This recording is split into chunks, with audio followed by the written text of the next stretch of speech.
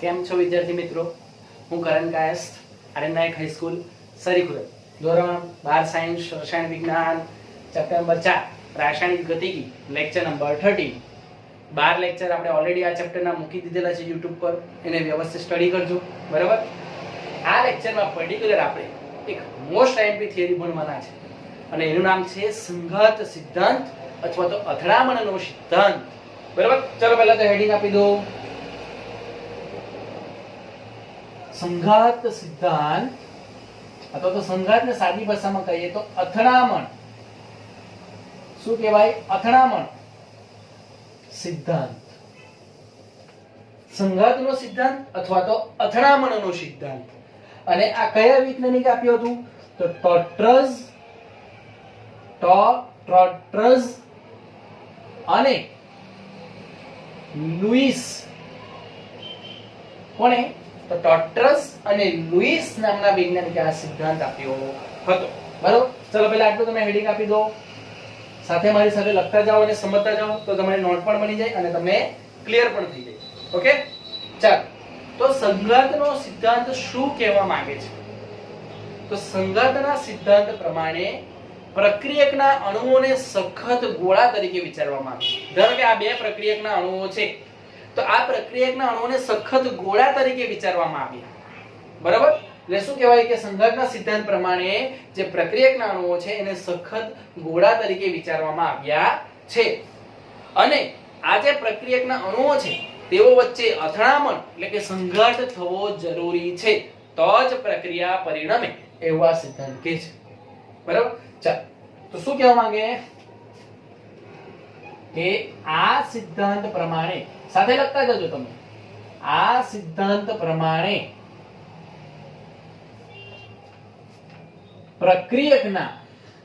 પ્રક્રિયકના અણુઓને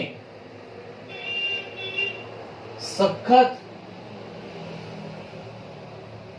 ગોળા તરીકે લેવામાં આવ્યા છે તેમજ પ્રક્રિયકના અણુઓ વચ્ચે સંઘાત થાય તો જ પ્રક્રિયા પરિણમે,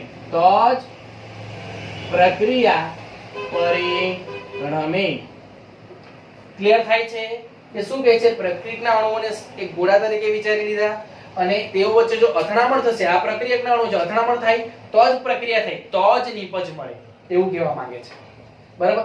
આ પહેલો મુદ્દો હતો. સાથે લખતા જજો, આટલું ક્લિયર થયું? હવે લોકો એમ કહે છે આ સિદ્ધાંત પ્રમાણે કે એક પ્રક્રિયા મિશ્રણ લઈ લો, પ્રક્રિયાનું એક મિશ્રણ લઈ લો અને એ પ્રક્રિયા મિશ્રણમાં પ્રતિ સેકન્ડ અને પ્રતિ એકમ કદમાં રહેલા જે પ્રક્રિયકના અણુઓ વચ્ચે જો સંઘાત થાય તો એને કહેવાય સંઘાત આવૃત્તિ, કેપિટલ Z. જો લખીએ છીએ આપણે કે પ્રક્રિયક મિશ્રણમાં પ્રતિ સેકન્ડ અને પ્રતિ એકમ કદ, શું? પ્રતિ સેકન્ડ અને પ્રતિ એકમ કદ માં રહેલા પ્રક્રિયકના અણુઓ વચ્ચેના સંઘાતને એટલે કે અથડામણ, સંઘાતને સાદી ભાષામાં શું કહેવાય? અથડામણ. સંઘાતને સંઘાત આવૃત્તિ કેપિટલ Z, શું કહેવાય એને? કેપિટલ Z તરીકે ઓળખવામાં આવે છે. તો એક મહત્વની બાબત છે, કેપિટલ Z તરીકે ઓળખવામાં આવે છે.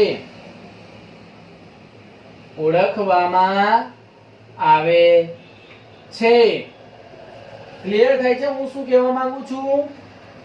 કે જે પ્રક્રિયક મિશ્રણ છે એમાં આપણે પ્રતિ સેકન્ડ અને પ્રતિ એકમ કદમાં જેટલા આપણા અણુઓ રહેલા હશે પ્રક્રિયકના તેઓ વચ્ચે જો સંઘાત થાય તો તેને સંઘાત આવૃત્તિ Z તરીકે ઓળખવામાં આવે છે. બરાબર? ચાલો હવે આપણે આગળ જઈએ. આગળ વિચારીએ આપણે કે પ્રક્રિયકના અણુઓ ક્યારે પ્રક્રિયા કરશે. તો પ્રક્રિયકના અણુઓ પાસે પ્રક્રિયા કરવા માટે ઓછામાં ઓછી તેમની પાસે દેહલી ઉર્જા હોવી જોઈએ અથવા તો તેના કરતા વધુ ઉર્જા હોવી જોઈએ. ચલો દેહલી ઉર્જા કોને કહેવાય? તો ધારો કે આ મારો પ્રક્રિયકનો અણુ છે તો તેની પાસે પોતાની ન્યૂનતમ ઉર્જા, ઓછામાં ઓછી જે ઉર્જા હોય એની પાસે ન્યૂનતમ ઉર્જા હોય એને કહેવાય દેહલી ઉર્જા. એટલે કોઈ પણ પ્રક્રિયકનો અણુ હોય તેને પ્રક્રિયા કરવા માટે, અથડામણ કરવા માટે, બરાબર ને, સંઘાત કરવા માટે ઓછામાં ઓછી દેહલી ઉર્જા કે તેથી વધારે ઉર્જા હોવી જરૂરી છે. એટલે આપણે લખી શકાય અહીં કે પ્રક્રિયકના અણુઓ વચ્ચે સંઘાત થવા માટે તેમની પાસે ઓછામાં ઓછી, એટલે કે તેમની પાસે દેહલી ઉર્જા, તેમની પાસે દેહલી ઉર્જા કે તેથી વધુ ઉર્જા હોવી જરૂરી છે. વધુ ઉર્જા હોવી જરૂરી છે તો જ પ્રક્રિયા થાય. એટલે શું કે સંઘાત થશે તો જ પ્રક્રિયા થવાની. અને સંઘાત માટે કેટલી ઉર્જા જોઈએ? તો એની પાસે ક્યાં દેહલી ઉર્જા હોવી જોઈએ કે તેથી વધુ ઉર્જા હોવી જરૂરી છે. શેના માટે? તો સંઘાત થવા માટે. ક્લિયર થાય છે આ વસ્તુ? ચાલો તો હવે એક પ્રક્રિયા વિચારીએ આપણે. બરાબર? એક પ્રક્રિયા લઈએ. પ્રક્રિયા A plus B, it gives નિપજ. A અને B પ્રક્રિયકો છે. આ બે વચ્ચે સંઘાત થાય, બરાબર, તો નિપજ મળે. અને સંઘાત ક્યારે થાય? તેની પાસે દેહલી ઉર્જા અથવા તો તેના કરતા વધારે ઉર્જા. દેહલી ઉર્જા કોને કહેવાય? તેના પાસે જે ન્યૂનતમ ઉર્જા હોય, ઓછામાં ઓછી જે ઉર્જા હોય તેને દેહલી ઉર્જા કહેવાય. તો જ નિપજ મળે. તો A plus B it gives નિપજ. તો આ પ્રક્રિયા માટે સંઘાતના સિદ્ધાંત પ્રમાણે જો આપણે વેગ લખીએ સંઘાત સિદ્ધાંત પ્રમાણે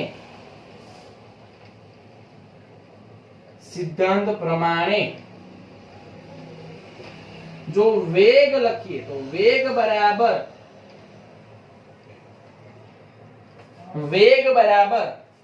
જોજો Z a b dot e raise to minus ea upon rt. શું છે? વેગ બરાબર ZAB dot e raise to minus ea upon rt. ચાલો આ એક સમીકરણ મળે છે. બરાબર? ચાલો અહીં આપણે સમજીએ કે ZAB શું છે. તો ZAB એ શું છે? તો ZAB એ A અને B પ્રક્રિયકના અણુ વચ્ચે જે સંઘાત થાય છે એનો આવૃત્તિ, સંઘાત આવૃત્તિ છે. બરાબર? એટલે A અને B પ્રક્રિયક ના સંઘાતની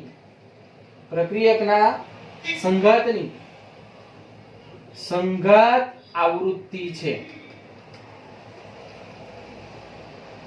બરાબર? A અને B જે પ્રક્રિયક છે એ વચ્ચે જે સંઘાત થાય છે તેની સંઘાત આવૃત્તિ એટલે ZAB. અને e raise to minus ea upon rt બીજું શું છે? e raise to minus ea upon rt એ શું છે? તો એ ea કરતા ઓછી, જો ધ્યાન આપજો, ea કરતા ઓછી કે વધુ ઉર્જા ધરાવતા અણુઓનો અંશ છે. અણુઓનો અંશ છે. એટલે e raise to minus ea upon rt શું છે? તો એક્ટિવેશન એનર્જી કરતા ઓછી કે વધુ ઉર્જા ધરાવતા જે અણુઓનો અંશ હશે તે છે. એટલે આ બંને વસ્તુ સમજી લીધું કે શું છે, ક્લિયર થાય છે. ચાલો તો હવે આ જે સમીકરણ છે એ સમીકરણ આપણે નામ આપી દઈએ, એક નામ આપી દઈએ, સમીકરણ નંબર 1. તો આ જે ઉપરોક્ત સમીકરણ જે આપણને મળે છે, જે વેગ જે મળે છે એને આપણે અર્હેનિયસના સમીકરણ સાથે સરખાવીએ તો જો શું જોવા મળે, તો આપણે લખીએ અહીં સમીકરણ 1 ને અર્હેનિયસ સમીકરણ સાથે સરખાવતા, બરાબર, સમીકરણ 1 ને અર્હેનિયસ સમીકરણ સાથે સરખાવીએ. લખાય એટલું તમારું? ચાલો સરખાવીએ.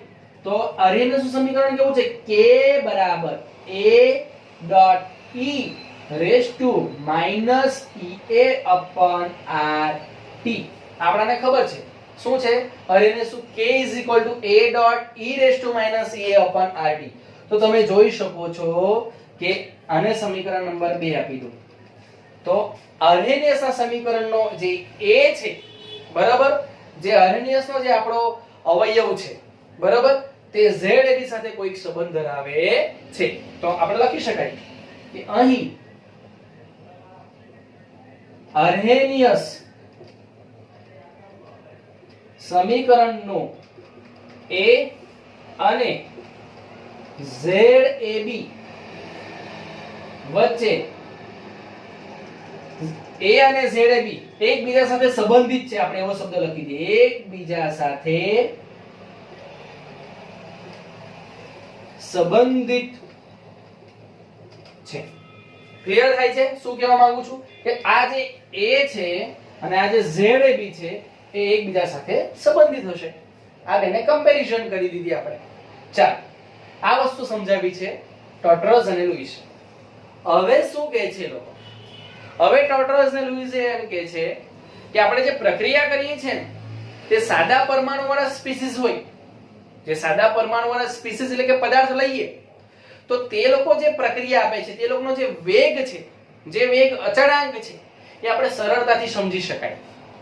જ્યારે સંકીર્ણ લઈએ એટલે ઘણા બધા પ્રક્રિયકોને મિક્સ કરેલા હોય અને એનો જે વેગ અચળાંક સમજવો હોય તો કેટલીક વાર એ આપણને અર્થસૂચક વિચલન દર્શાવે એટલે સરળતાથી સમજી શકવાના નથી.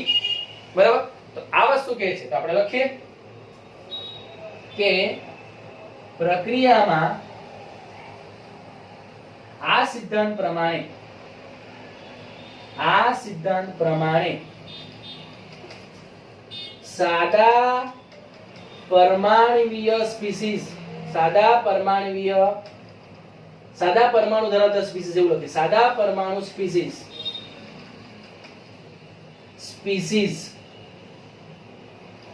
નો વેગ અચળાંક સરળતાથી સમજી શકાય છે. બરાબર? આ સિદ્ધાંત પ્રમાણે જે સાદા પરમાણુ સ્પીસીસ છે, સાદા પરમાણુ વાળા જે સ્પીસીસ છે તેનો વેગ અચળાંક જો તમારે સમજવો હોય તો તમે સરળતાથી સમજી શકો છો. પરંતુ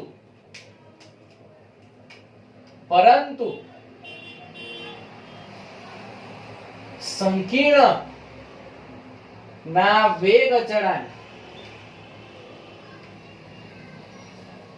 કેટલીક વાર અર્થસૂચક વિચલન દર્શાવે છે. એટલે આપણે એને વ્યવસ્થિત રીતે ન સમજી શકાય એને.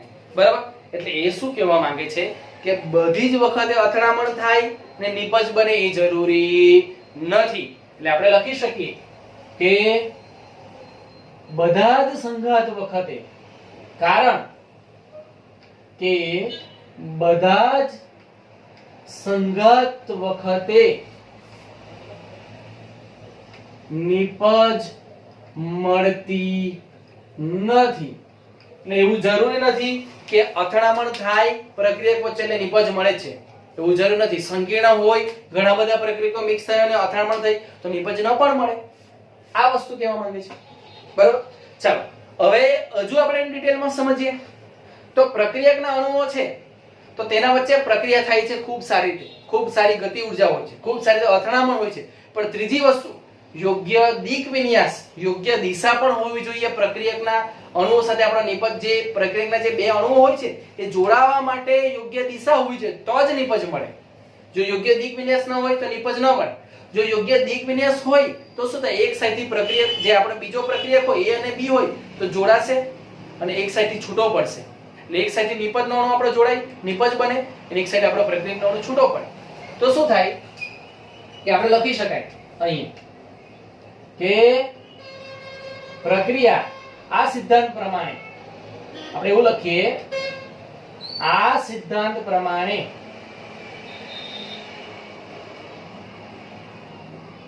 પ્રક્રિયા માટે યોગ્ય ગતિ ઉર્જા, યોગ્ય સંઘાત, શું યોગ્ય ગતિ ઉર્જા, યોગ્ય સંઘાત તેમજ યોગ્ય દિક વિન્યાસ હોવો. યોગ્ય દિક વિન્યાસ એટલે દિશા. યોગ્ય દિક વિન્યાસ હોવો જરૂરી છે તો જ પ્રક્રિયા પરિણમે. તો જ પ્રક્રિયા પરિણમે અને તો જ શું થાય, તો જ પ્રક્રિયકના અણુઓનો બંધ તૂટે અને નિપજના અણુઓનો નવો બંધ બને છે. તો જ પ્રક્રિયકોનો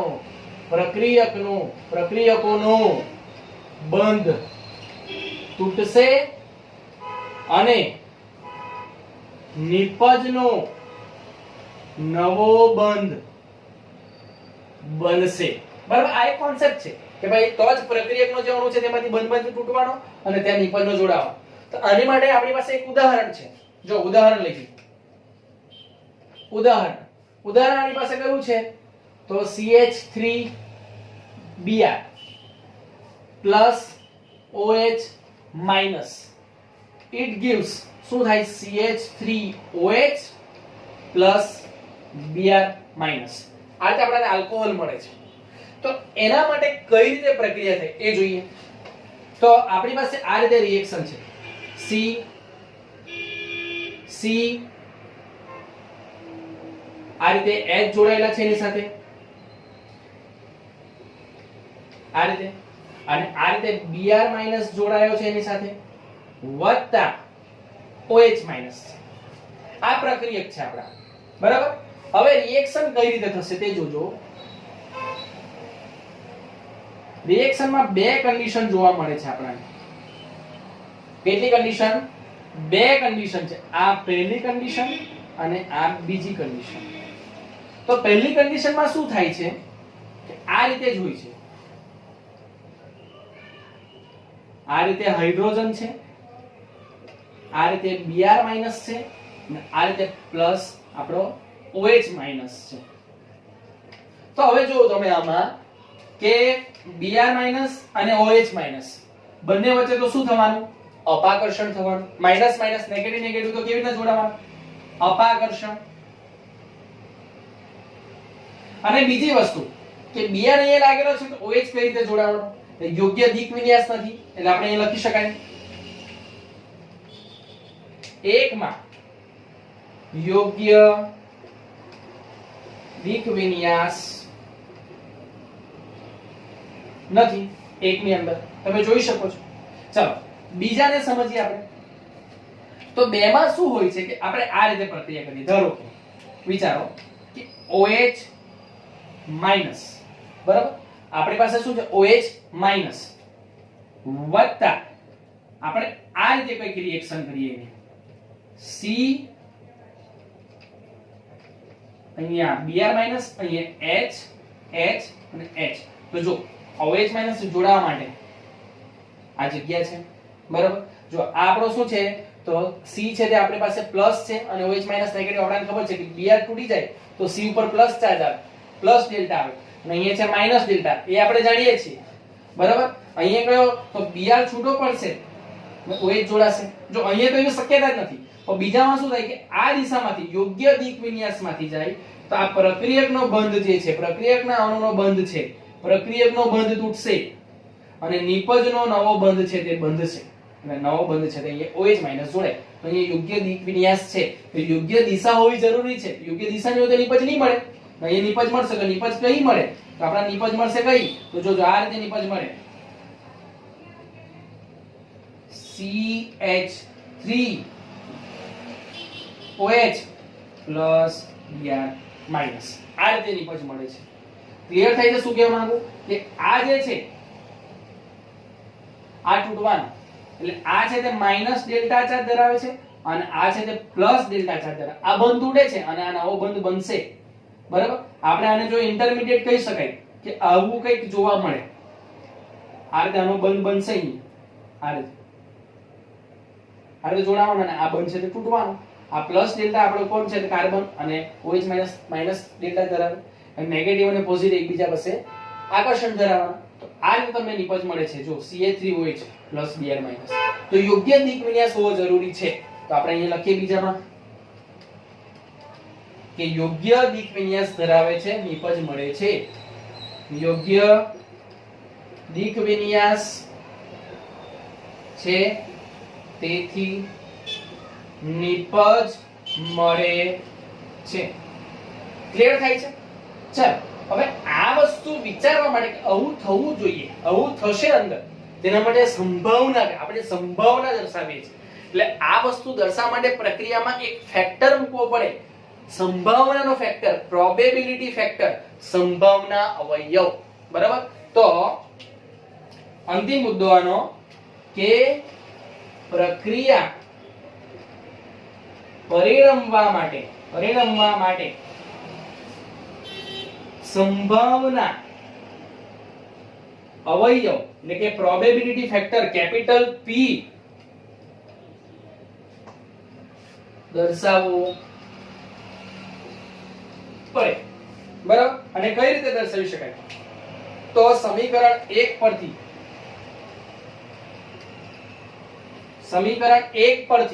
કઈ રીતે દર્શાવાશે? જોજો. વેગ બરાબર P dot ZAB into e raise to minus EA upon RT. આ થઈ ગયો પ્રોબેબિલિટી ફેક્ટર સાથેનો આપણો વેગ માટેનું સમીકરણ. પ્રોબેબિલિટી ફેક્ટર આપણે સંભાવના દર્શાવી છે કે આવું થશે, આવું નથી થતું પણ આવું થશે તો મારી નિપજ બનશે.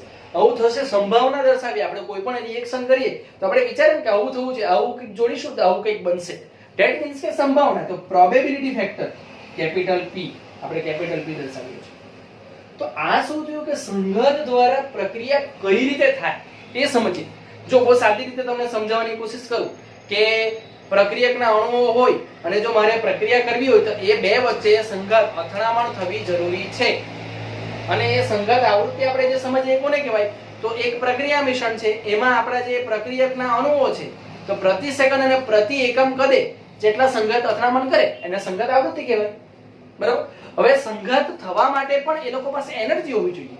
ને કેટલી હોવી જોઈએ? તો દહેલી ઉર્જા અથવા તો તેના કરતા વધારે હોવી જોઈએ.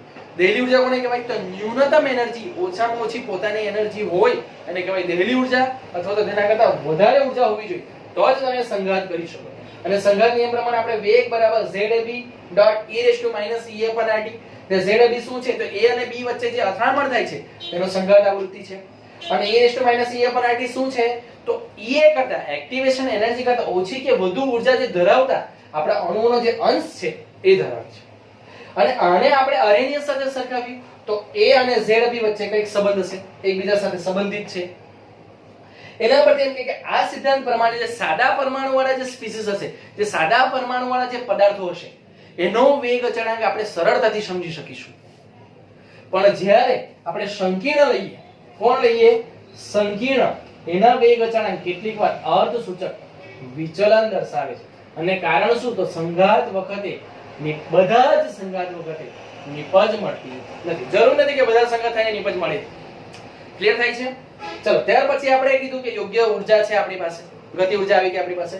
પછી યોગ્ય સંઘાત બી થઈ ગયો. ઓકે, પરંતુ ત્રીજી વસ્તુ શું છે? જો યોગ્ય ગતિ ઉર્જા એટલે આપણે ઉર્જા છે આપણી પાસે, યોગ્ય સંઘાત બી થઈ ગયો, પરંતુ યોગ્ય દિક વિન્યાસ હોવો પણ જરૂરી છે. આ વસ્તુ ઇમ્પોર્ટન્ટ છે. આ ત્રણ વસ્તુ હોય તો જ તમારી પ્રક્રિયા પરિણમે. એના માટે એક્ઝામ્પલ આપ્યું આપણે કે CH3Br+OH કરીએ તો આ રીતે પ્રક્રિયા થાય તો ન થાય, યોગ્ય દિક વિન્યાસ નથી. પણ આ રીતે જો આપણે રિએક્શન ને વિચારીએ તો યોગ્ય દિક વિન્યાસ છે, રિએક્શન થઈ જશે, નિપજ મળી જાય છે. બરાબર? તો આ પ્રોબેબિલિટી ફેક્ટર નું કે આપણે સંભાવના દર્શાય, ધેટ મીન્સ કે વેગ બરાબર P * ZAB .e⁻ આ રીતે પ્રક્રિયા થાય. એટલે આ સંઘાત અથડામણના સિદ્ધાંત પરથી આપણે એવું નક્કી કરી શકીએ કે પ્રક્રિયા કઈ રીતે થાય એ સમજી શકાય છે. ક્લિયર થાય છે? તો અહીં તમારા અથડામણનો સિદ્ધાંત એ કમ્પ્લીટ થાય છે. એનો સ્ક્રીનશોટ લઈ લો, વ્યવસ્થિત લખો, એને 2 થી 3 વાર પ્રેક્ટિસ કરો, વાંચો, 100% તમને સમજ પડી જશે. અને જો તમને આ લેક્ચર ગમ્યો હોય, તમને સમજ પડી હોય તો તમે અન્ડરસ્ટુડ સર લખો, થમ્સ અપ બતાવો કમેન્ટ બોક્સમાં આવે તો મને ખબર પડે કે તમને મારા લેક્ચરમાં ખબર પડે છે. અને દીકરાઓ, તમારા જે મિત્રો છે તેમને પણ આ વિડિયો મોકલો, લાઈક કરો, શેર કરવા કહો અને સબસ્ક્રાઇબ કરો. Thank you very much.